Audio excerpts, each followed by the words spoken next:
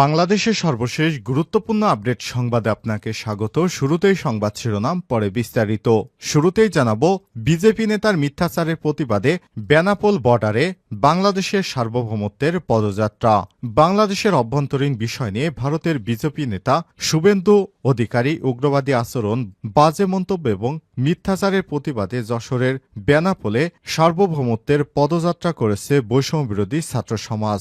আজ বেনাপোল বলফিল্ড মাঠ থেকে এই পদযাত্রা শুরু হয়ে চেকপোস্টে গিয়ে শেষ হয়। এ সময় শুভেন্দু অধিকারীর বিরুদ্ধে নানা স্লোগান দেয় ছাত্ররা। এরপর জানাবো, ভারতে আওয়ামী লীগের 4 নেতা গ্রেপ্তারের ঘটনায় সারা দেশ তোলপাড়। ভারতে ধর্ষণ মামলায় আওয়ামী লীগের 4 নেতা গ্রেপ্তারের ঘটনায় সারা দেশে তোলপাড় শুরু হয়েছে। আজ সকালে তাদের গ্রেপ্তারের বিষয়টি দৈনিক নয়া দিগন্তের অনলাইনে প্রকাশিত হওয়ার সাথে সাথে সিলেটসহ সারা দেশে তোলপাড় শুরু হয়। অনেকেই সংবাদটি শেয়ার দিয়ে নানা প্রতিক্রিয়া ব্যক্ত করেছে। এদিকে শেখ হাসিনার বিদ্বেষমূলক বক্তব্য প্রচারে নিষেধাজ্ঞার আদেশ প্রকাশ। জুলাই আগস্টে গণহত্যার মামলায় সাবেক আসামি, ভারতে পলাতক সাবেক প্রধানমন্ত্রী শেখ হাসিনা সব ধরনের বিদ্বেষমূলক বক্তব্য গণমাধ্যম ও সামাজিক যোগাযোগ মাধ্যমে প্রচারের নিষেধাজ্ঞার আদেশ প্রকাশ করেছে আন্তর্জাতিক অপরাধ ট্রাইব্যুনাল।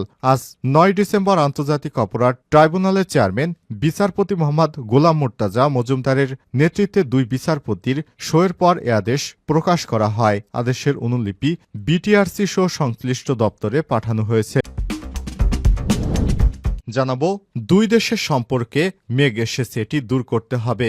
ভারতের পররাষ্ট্র সচিবকে বললেন বাংলাদেশের অন্তর্বর্তীকালীন সরকারের প্রধান উপদেষ্টা অধ্যাপক ড মোহাম্মদ ইউনুস। ভারতের পররাষ্ট্র সচিব বিক্রম মিস্ত্রি সোমবার বিকেলে রাষ্ট্রীয় অতিথি ভবন যমুনায় অন্তর্বর্তীকালীন সরকারের প্রধান উপদেষ্টা ড মোহাম্মদ ইউনুসের সঙ্গে সাক্ষাৎকার করতে গেলে সব কথা বলেন ড মোহাম্মদ ইউনুস। এ সময় তাদের মধ্যে অনেক ফলপ্রসূ আলোচনা হয়েছে।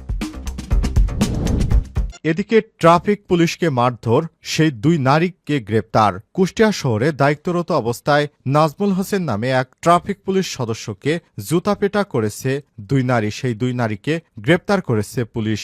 গত সন্ধ্যায় কুষ্টিয়া শহর এলাকা থেকে তাদের গ্রেপ্তার করা হয়। এর আগে বেলা 11টার দিকে কুষ্টিয়া শহরের কোর্ট স্টেশন মোড়ে ওই পুলিশ সদস্যকে 2 নারী চড়থাপ্পড় এবং জুতার বাড়ি মারেন। এরপরই তাদের গ্রেপ্তার করা হয়েছে।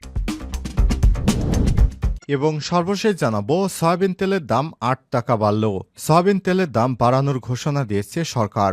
বোতলজাত এবং খোলা সয়াবিন তেলের দাম প্রতি লিটারে 8 টাকা বাড়ানো হয়েছে। আর সোমবার 9 ডিসেম্বর ভোজ্য তেলের দাম নির্ধারণ নিয়ে ব্যবসায়ীদের সাথে বৈঠক শেষে সচিবালয়ে সব তথ্য জানান বাণিজ্য উপদেষ্টা শেখ বশিরউদ্দিন। তিনি জানান, বোতলজাত সয়াবিন তেল প্রতি লিটার 8 টাকা বাড়িয়ে 175 টাকা নির্ধারণ করা হয়েছে। অন্যদিকে খোলা সয়াবিন তেল প্রতি লিটার 8 টাকা বাড়িয়ে 157 টাকা নির্ধারণ করা হয়েছে।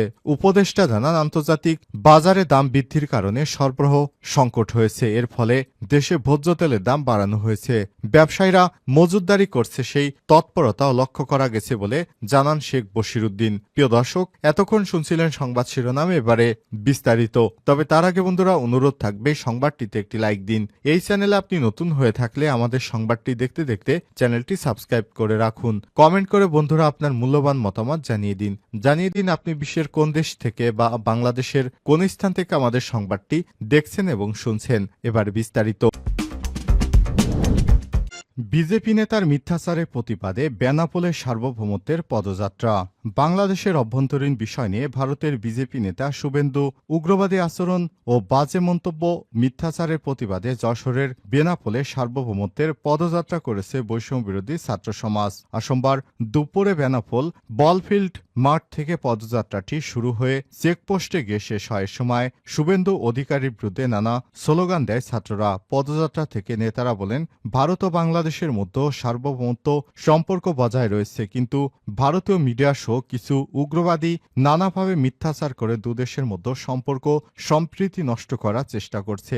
বাংলাদেশে হিন্দু, মুসলিম, বৌদ্ধ, খ্রিস্টান সকলে ভাই ভাই, আমরা সকলে ঐক্যবদ্ধ আছি। তাই কোনো উস্কানিতে 2 দেশের সম্পর্কের ফাটল ধরানো যাবে না। পদযাত্রায় নেতৃত্ব দেন বৈষম্যবিরোধী ছাত্র আন্দোলনের আহ্বায়ক রাশেদ খান, সদস্য সচিব জেসিনা মুর্শিদ প্রাপ্তি এবং সাদমান সাকিব।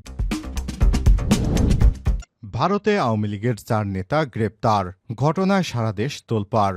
ভারতে ধর্ষণ মামলায় আওয়ামী লীগের 4 নেতা গ্রেপ্তারের ঘটনায় সারা দেশে তোলপাড় শুরু হয়েছে। সোমবার 9 ডিসেম্বর সকালে তাদের গ্রেপ্তারের সংবাদটি দৈনিক নয়াদিগন্তের অনলাইনে প্রকাশিত হওয়ার সাথে সাথেই সিলেট সহ সারা দেশে তোলপাড় শুরু হয়েছে। অনেকেই সংবাদটি শেয়ার দিয়ে নানা ধরনের প্রতিক্রিয়া ব্যক্ত করেছেন। এর আগে রোববার দুপুরের দিকে কলকাতা নিউ টাউন এলাকায় একটি ফ্ল্যাট থেকে কলকাতা পুলিশের সহায়তায় ওই 4 নেতাকে গ্রেপ্তার করে শিলং পুলিশ। এরপর রোববার রাতেই তাদের মেঘালয়ের রাজধানী শিলংয়ে আনা হয়েছে। গ্রেপ্তার হওয়া নেতাদের মধ্যে রয়েছেন সিলেট জেলা আওয়ামী লীগের সাধারণ সম্পাদক ও জেলা পরিষদের অপসারিত চেয়ারম্যান অ্যাডভোকেট নাসির উদ্দিন খান, সিলেট মহানগর যুবলীগের সভাপতি আলম খান মুক্তি, সিলেট মহানগর যুবলীগের সহ-সভাপতি আব্দুল লতিফ রিপন ও মহানগর আওয়ামী লীগের সদস্য ইলিয়াস আহমেদ জুয়েল। শিলং পুলিশের একটি নির্ভরযোগ্য সূত্র জানিয়েছে, আওয়ামী লীগের নেতারা সিলেট থেকে পালিয়ে শিলংয়ে অবস্থান করার সময় তাদের আবাসস্থলে এই ধর্ষণ হয়। এই ঘটনায় ভিকটিম শিলং থানায় 6 জনকে আসামি করে একটি মামলা দায়ের করেন। এই মামলায় তাদেরকে গ্রেপ্তার করা হলেও আরও 2 জন আসামি পলাতক রয়েছেন। তারা হলেন সিলেট জেলা স্বেচ্ছাসেবক লীগের সভাপতি আফসর আজিজ ও মহানগর স্বেচ্ছাসেবক লীগের সাধারণ সম্পাদক দেবাংশু দাস মিন্টু। সংশ্লিষ্ট সূত্র মতে কলকাতার এ আবাসস্থল থেকে নাসির, মুক্তি, রিপন ও জুয়েল ছাড়াও সুনামগঞ্জের এক ইউপি চেয়ারম্যানকে গ্রেপ্তার করেছিল শিলং পুলিশ। পরে সেখানে অবস্থানরত আওয়ামী লীগ নেতা জাহাঙ্গীর কবির নানক ও কেন্দ্রীয় সাংগঠনিক সম্পাদক শফিউল আলম চৌধুরী নাদেল তাদেরকে ছাড়াতে তদবির শুরু করে। এরপর মামলার এজাহারে নাম না থাকায় সেই ইউপি চেয়ারম্যানকে ছেড়ে দেওয়া হয়। কলকাতায় বসবাসরত সিলেট আওয়ামী লীগের একাধিক দলীয় নেতা এর সত্যতা নিশ্চিত করেছে। তবে একটি সূত্র বলেছে, ধর্ষণের ঘটনায় জড়িত ছিলেন সিলেট মহানগর যুবলীগের সভাপতি রিপন এবং সদস্য জুয়েল, কিন্তু আওয়ামী লীগের নেতা নাসির ও যুবলীগের সভাপতি মুক্তিসহ এক আবাসস্থলে অবস্থান করায় তাদেরকেও মামলার আসামি করা হয়েছে। তাই পুলিশ তাদের গ্রেপ্তার করেছে। কলকাতায় অবস্থানরত যুবলীগের এক নেতা নাম প্রকাশ না করা সত্ত্বে বলেন, রিপন আর জুয়েল এই অপকর্ম করেছে বলে শুনেছি, তবে সেটি নিশ্চিত করে বলতে পারছি না যেহেতু আমি কলকাতায়। বাকিরা একই ফ্ল্যাটে থাকার কারণে ফেঁসে গেছে। শেখ হাসিনার বিদ্বেষমূলক বক্তব্য প্রচারে নিষেধাজ্ঞার আদেশ প্রকাশ। জুলাই-আগস্টে গণহত্যার মামলায় প্রধান আসামি ভারতে পালিয়ে যা সাবেক প্রধানমন্ত্রী শেখ হাসিনা সব ধরনের বিদ্বেষমূলক বক্তব্য গণমাধ্যম ও সামাজিক যোগাযোগ মাধ্যমে প্রচারে নিষেধাজ্ঞার আদেশ প্রকাশ করেছে আন্তর্জাতিক অপরাধ ট্রাইব্যুনাল। সোমবার 9 ডিসেম্বর আন্তর্জাতিক অপরাধ ট্রাইব্যুনালের চেয়ারম্যান বিচারপতি মোহাম্মদ গোলাম মুর্তাজা মজুমদারের নেতৃত্বে 2 বিচারপতির সইয়ের পর এই আদেশ প্রকাশ করা হয়। আদেশের অনুলিপি বিটিআরসি সহ সংশ্লিষ্ট দপ্তরে পাঠানো হয়েছে। শেখ হাসিনা লন্ডনে ভার্চুয়ালি যে বক্তব্য দিয়েছেন তা বিদ্বেষমূলক কিনা তা খতিয়ে দেখে সরকারকে ব্যবস্থা নিতে বলেছে প্রসিকিউশন। এর আগে প্রসিকিউশনের আবেদনের পরিপ্রেক্ষিতে গত 5 ডিসেম্বর জুলাই-আগস্টে গণহত্যার মামলায় প্রধান আসামি ভারতে পালিয়ে যা সাবেক